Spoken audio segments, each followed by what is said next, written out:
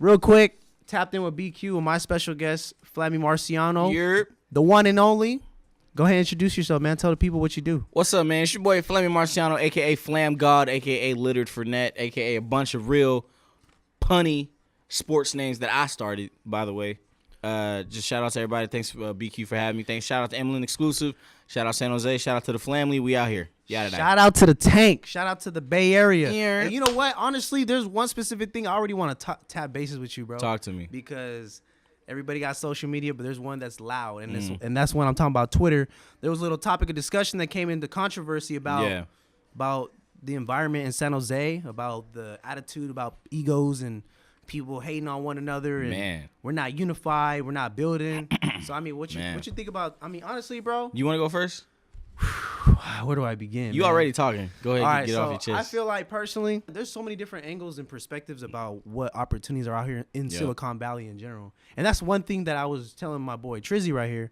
We were basically touching bases on how Silicon Valley is building its name over the past decade. You have to understand, like these big capitals like New York, LA, every single city that you can refer to that's in that big of a population, they have everything from music, fashion, movies, all types of industries. And I feel like, you know, the Bay Area, San Jose in general too, has all different aspects, but I just feel like people don't really understand what's coming in the next decade. Right. You know what I'm saying? Like, people come out here assuming that everyone's on some high tech ass shit. Yeah. You know what I'm saying? Like, now you have to understand like how you and your craft can intersect in that type of industry. Right. You know what I'm saying? Like with tech, I don't know if y'all watch Gary Vee and shit, but he had an interview. He had an interview with Nipsey Hussle, and they were and Nipsey Hussle, very intellectual dude, by the way. Shout out to Nipsey Hussle, man. That video was off top. Good production. Buddha was heading. So he was trying to figure out on where hip hop and tech intersect. You know what I'm saying? And once he kind of established that, those were the different avenues of opportunities in like business and services. I mean, honestly, bro, just all overall down the line, I just think there's a lot of opportunity out here in San Jose. When people try to downplay it, saying like, "Oh, I'm about to move out, go here, do this," I'm like, bro, you have all the resources. This is one of the most expensive cities in the whole United States for a reason. You know what I'm saying? So I just think at the end of the day, it all comes down to just like how your individual approaches towards anyone else. Like, if you want people to believe in your shit, then you got to show the love back if people trying to do something similar or equivalent. You know what I mean? Right. That's my opinion. As far as my part on that, I totally agree with you. I feel like we live in Silicon Valley where it's arguably the most like high tech. There's a lot of money here. Yeah. And I feel like people aren't too. People from this city or this area aren't utilizing it. Like you said, Gary Vee and Nipsey hooked up. That's the tech and hip hop. You can't tell me hip hop rappers aren't around tech all the time. Elon Musk had a conversation with Young Thug. Bro. Like, come on, like think about that. Like, exactly. The other thing that I wanted to speak on about that is I don't see as much hate as I used to in my city, and that makes me really happy. Hell yeah. 2018, even 2017, I felt a lot of love. Like, I didn't broadcast my gaming stuff as much because I didn't expect the dudes I did music with to care about it. Shout out GIF pulled up in a Madden stream talking about, yo, bro, this is hard. You gonna have to run. Like, that's crazy, and it's dope to see that all that hate, like, it's dying down, like, for I just feel like it's gonna come down to like some individual or some group of individuals to really just like set the standard high, like already, like, you know what, just fuck what everybody thinks. I'm all about just achieving the overall macro goal and kind of setting the standard. Like, damn, if they could do that, we could replicate that. You know what I'm saying? You know what it is too, is that a lot of us started at a very young age. I started doing Emlyn when I was 20 years old. Right. I'm pretty sure you've been rapping for damn near your half of your whole life, right? I don't know. How long you been rapping for? I was 8 years old. 8 years old, right? 15 years. Let's go down that route. Yeah. Give us the backstory. My first song was over the Mustard and Mayonnaise beat by U40.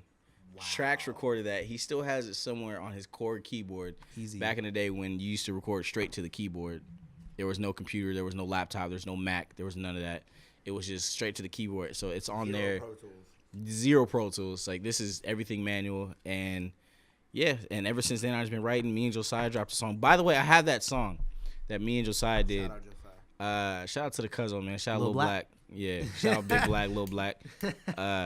That song, I have that song. I don't know when I'm gonna drop it, but it's definitely exclusive. I was 8 years old, remind you. So, you know, cut me some slack on the bars, man. But it was tight, and Yeah, ever since then I've just been growing, and it's tight to see that I'm getting better and better. Oh yeah, and better. I've definitely seen a lot of improvement in your craft. Yeah. Because I mean, let's be 100, just so the audience know. Yo, let 'em know. We come from a very unique place.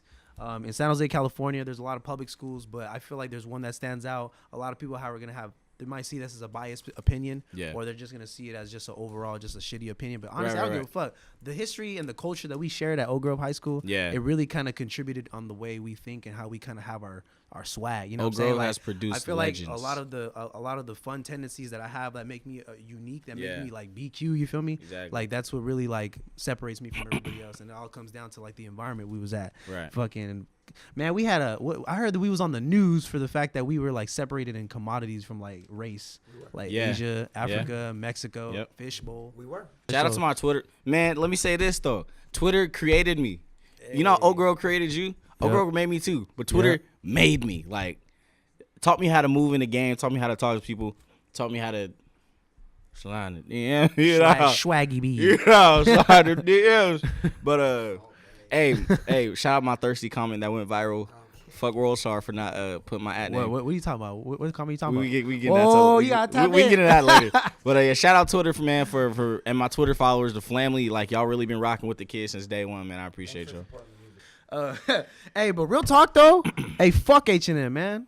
Real talk. We're fuck getting into that right H&M, now, BQ? man. Honestly, I don't really support that whole. Let's get into there's it, a lot of controversy behind that because there's a whole management staff. There's a whole marketing team. Yeah. There's an actual person that posted that picture on the social media before. You know what I'm saying? Like, and me, honestly, it's intentional. You know what I'm saying? They know that they're gonna get a reaction. Yeah. They know that it's gonna be posted. There's no niggas in the room. I mean, it's just like, damn. That's real. There's nobody in the room to say. Hey, motherfucker, that's fucked up. For real. Yeah. Fuck H&M. My thing about that, man, it is fuck H&M. Hashtag it. It's still, I'm not rocking with H&M, but my thing is approach these other designers with the same energy. You feel me? Rizzle. Like approach all these other designers with the same energy. Y'all shouting out designer labels that don't give a rat's ass if your family is broke. For an example, my auntie bought my little cousin an $80 Bape hoodie. It literally says a bathing ape on the front. Like, it literally says a bathing monkey. Like Trizzy said, bathe the monkey. It's co-owned by a black person. That's very true. My auntie didn't know that. I didn't know that. But I'm just saying, like, approach these crazy, like, overpriced things with the same energy that y'all approaching H&M with. Because right now they just see people of color, not just black people of color as numbers. And we're more than just numbers. We're not a statistic. You know, that the melanin runs strong. Yeah, you could sell melanin, a gram of melanin going for a nice penny right now, boy. And I'm proud to have a lot of it in my skin. You feel me? So yeah, just go ahead and you know, make sure y'all have the same energy with everything else, man. For sure. BQ, how do you feel about the weekends like leaving H&M? The weekend, shit. I mean, that was a good move. If he's really trying to stand up for what he feels like is right, if that's the right decision, I mean, on a political standpoint, then, I mean, I think I respect it. You know what I mean? Say that with Jeezy. Shout out to the Bay. You know what I'm saying? He did the same thing. He said, "Fuck that. I'm not finna tap in with you guys," and made his own decision. I support it. Right. You know what I'm saying? For sure. Okay, question for the people. How do y'all feel? We'll start with BQ. Yup. Because it's his show. Yup. How do you feel about LeVar Ball? Interviewing me. LeVar Ball, man. Excellent marketing guru. Only reason why I say that, I mean, people are gonna have different perspectives about this situation because the model the model itself is a good idea, like the whole platform, the way he envisions the big baller brand to take over the what league is that? I don't even know what Lithuania. It's somewhere across the whole damn globe, but there's like 8 teams. The design is kind of goofy in my opinion because the way he's kind of like putting out, I mean, the shoes, I mean, in my opinion, they're not really all that. Right. But I mean, overall, he's keeping himself relevant, and I think that's at the end of the day, that's how you win. Yeah. Donald Trump, you got hella people hating on him. My thing about LeVar Ball, like I've said it, last year I feel like he should have got Person of the Year. The first game I watched where LiAngelo and LaMelo played, there's a big baller brand logo in the middle of a Lithuanian court. Fact. And I feel like they know that's what they're what doing. I'm saying. Like, and he's starting a high school league. I don't know how much of a power move people really are getting it. Like, LeVar Ball is what a dad's supposed to be. Yep. Yes, he's a little outlandish and he talks, but that's a lot of Latina, that's a lot of black backgrounds, a lot of families. There's always that one family member who's outspoken, And doesn't honestly, care, bro, and loves what's you the to the difference death. between the fact? I mean, honestly, just see it as like him doing his business. What's the difference between like people that we know that their family has businesses and they want them to work a part of their business? It's the same exact concept. Yeah. It's just the fact that it's media and there's a Exactly. lot of Hollywood stuff behind it. But Right. I'm like heavily family oriented, so when I see LeVar, my son is better than Steph Curry. I'm like, hell That's what yeah, you he supposed better to than say, Steph dog. Curry. Yeah, he better than Steph Curry. Imagine your daddy saying, nah, that nigga better than you, cuz. hell no. And it's crazy because LeVar has gotten to the point where people actually are starting to low-key believe what he said. Even people that hate him are like, they're like, oh, I gotta watch he's out when he winning. does. How is he doing this? Gotta watch out for that. Yeah, that like league. how is he? His son just stole from China, but he's playing over in Europe with his logo on the court. How did he make it out of that situation? I think he's smart for the whole high school league thing that he's doing. That exactly, and Because that's a lot of another money. conversation in itself. We could probably get in that after this or during this. Yep. But the one and dones, he was like, "Why you wasting your time to go to a college? Yeah, you got a scholarship, but you're only gonna be there for a year. Why Yep. don't you just come here, play against the best of the best of the best? And if NBA players don't think that this is credible, well, that's on them. But I do have the best players here, so I rock with LeVar on that level. I do feel like he needs to let his boys live a little, because I feel like he is a That kind of a kid's the shadow. youngest kid. They just said on Twitter he's the youngest kid in history to be a professional. How old is he? 16? 16. Damn, He took son. him out of He getting college bread. a little early. Fuck. I mean, Give me high like- school. give me 10%. Yeah, high school. He took him out of high school a little early. I'm not gonna lie. pay for all But the if he's debt. getting an education while he's there, I'm not knocking it. So, yeah, Hey, so I got a question for you, dog. yeah. What's up? Talk to me. So I heard this is a fire coming out. It's called Pledge Allegiance to the Bag, man. me about Out your now tape, bro. on SoundCloud. Dropped on New Year's. Shout out 88. Shout out Custa for mixing and mastering every beat on there. Shout out Blue Thank for you. producing the single Run It Up. Shout out to Buddha for co-mixing that one. Pledge Allegiance to the Bag, man. I really dropped that tape. Like I was telling Trizzy, man, I made that tape out of anger. oh shit. That was an anger tape. all right. You can't hear it. You Oh, can't hear man. it in location. I gotta be in the gym as or soft something, as huh? that shit is, as smooth as Run It Up is, as smooth as the flows are. That's an anger tape. Just because you probably heard it, like I think it was No Complaints where I was talking my talk, but on No Shout out Complaints, Sploosh. yeah, shout out Sploosh for the verse. Shout out to the PATTBs in the chat, man. I appreciate y'all. But yeah, that tape, it was an anger tape. And okay, for example, let's say you've been making cars your whole life. Yep. You've been putting out great cars. They run great on gas. Yep. They never break down. They never do that. Mm-hmm. And then I'm tired. I gave people so much good stuff to handle. I feel like they should be they're good with that. Mm-hmm. But on top of that, you still working on cars. You're just not putting no cars out. You're stacking cars. You want to try something else. You want to make trucks now. You want to make motorcycles. Yep. That's what I did. Yep. I was putting out music for so long. I gave them so many free projects. I gave them an album. I gave them an album, did $3K in a month. I gave them that. So I was like, all right, cool. Let me put this college degree to work. Let me get me a computer job at a tech company. Let me stack my money that way. Let me work on my YouTube. Let me work on 8K my in a month. Talk that shit. sold more than Tyga in May, by the way. Hey. It's facts. This is facts. This is Damn. factual, bro. We're not lying. But yeah, that's like I said, I wanted to work on my stand-up comedy. I wanted to work on my YouTube. I wanted to work on just a You bunch. did a of stuff. show in LA or was it in? It was the here area? in San Jose. It was the Okay. regionals. I made it to the regionals and stand up. Hey. Shout out Rooster T Feathers. Didn't make it to the finals, but it's good. Shout out Rooster T Feathers still. They got me on the card, so a little more stand up shows coming up. But yeah, that was tight. But like I said, I made you do all this for the people and then you stop just to focus on something else, and people just think you quit. Oh, And no. I've never been a quitter. No, and most I've heard, definitely. you hear it so much. Did you quit? Did you quit music? Did you quit music? Like DJs at radio Yep. stations, I rock with heavy. Yep. Did you quit? Like, bro.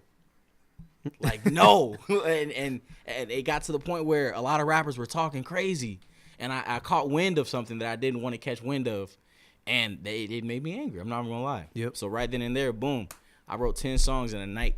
Like from, I think I was up from 8 p.m. to like about 6 a.m. It's 8 p.m. to 6 a.m. just writing music. Just knocking them out. I went to Custa, said, Custa, I want to lay all this out. The songs were done. Boom. And I still have songs left. And that was, I don't know if I want to release those as a project because, like I said, I don't want the whole tape to sound angry. Yeah, and I was in a tough situation. You know, I just got a relationship. My family got sick. My dog died. Like, there was a lot of stuff going on in my life, and I was angry. Hell yeah. But just lay it all on the beautiful table. thing about music is that you could take all that anger and rage that you have inside of you, lay it on a track, give it to the people, and it's like, boom, that shit's gone. Like, it's gone. Like, it's aired out. You a new person. A lot of people sometimes say like making music is a form of baptism. You're a whole nother person by the time you come out of that booth. Yeah. And that's the dope part about music. And Pledge Allegiance to the Bag is like, I'm back in my bag. Hey. I'm in it. And the cool thing about the cover, I did the cover, by the way. Talented, man. Damn, he can do everything. I've been trying to do everything, man. And the cool thing about the cover is that put me out of a job pretty soon. Oh man, you don't know what's in the bag, but you know that there's something in that bag. And usually when you see a brown paper bag, there's something in it. It's either money, a 40, or Lunchable, candy, Lunchables. You don't know what's in the bag, but whatever you want to be in that bag is in that bag, and it's up to you if you want to go get it or secure. So on the back, if you look at the track list, it's the bag turned over and wrinkled. That was me letting all that anger out. Definitely. So I had anger in that bag. And, you know, some people say secure the bag, get it by any means. Yep. I let my bag go. So that's a bag I no longer want to be a part of, and I no longer have to worry about. So now I'm back in my good bag. I'm back in my, my little swaggy Marciano bag. You feel me? Shout out Trax, by the way, man. Trax was a huge inspiration behind that. Didn't really have any, like, writers credit, but just influential. Shout out to my uncle, man. Shout out Trax for sure. Damn, the boy Flammy Marciano, man. This boy talented. This boy's a comedian, artist. I do everything, man. This boy knows how to graphic designer. I'm a Renaissance man, bro. Gamer.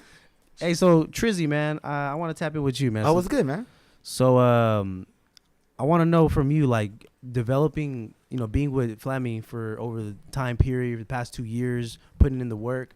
How are you guys' relationship over that time period? Like, how do you guys go to work? Like, what is your guys' like, direction every single day? Like, I think people don't know this about me and Flammy is that this shit's deeper than music. Me and him have known each other since like I was in 3rd grade. He was in 4th. We've seen tears from each other. We've seen fights. We've seen like some dark shit. Literally, and shout out to the cameraman Anthony McBride too. Yep, real one. He's part of the development of all this as well with Yep. Channel 88. Innovators is that all day. when it comes to a lot of this that me and him do, it's a lot of trust. Yeah. It's a lot of, yo, yeah, you're doing this. This is the plan. All right, bet. I'm running this play for you. Like 9 times out of 10, me and him can go talking every day about a project, or we could not talk for 4 months and meet up and not miss a step. A step. Yeah, it's just all. But it's that trust that. Yeah. I'm gonna be honest. Pledge Allegiance to the Bag. I did not know the date. Mm-hmm. I didn't hear a song. He didn't know anything. I didn't know anything. Mm-hmm. All he told me was that was coming out 2018. So me putting that energy out, I was telling everybody, yo, January, just expect it. Not knowing shit. Yep. January 1st, that came out. That's just me knowing him as a person. He's strategic. Right. He's not going to sit here and just, Martin Luther King Day, we just dropped it. No. He's Freedom like, train. No, he's like randomly, while you guys are probably getting dressed to go out on New Year's Eve, I'm going to finally tell you this shit comes out tomorrow. Yeah. I haven't told, all I've done is drop little snippets. Right. But here you go. New Year's Eve. This shit drops tomorrow. Exactly. It drops 100 plays in an hour. Yeah. In an hour. Believe it.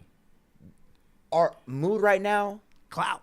a big song, didn't do 100 plays in an hour. This is just me and him knowing, okay, you got this? Yeah. I'll fall back. If you got it, and what do you know? He got it. It's that trust. Have you ever seen a no-look alley-oop? A no-look alley-oop? That's what that was.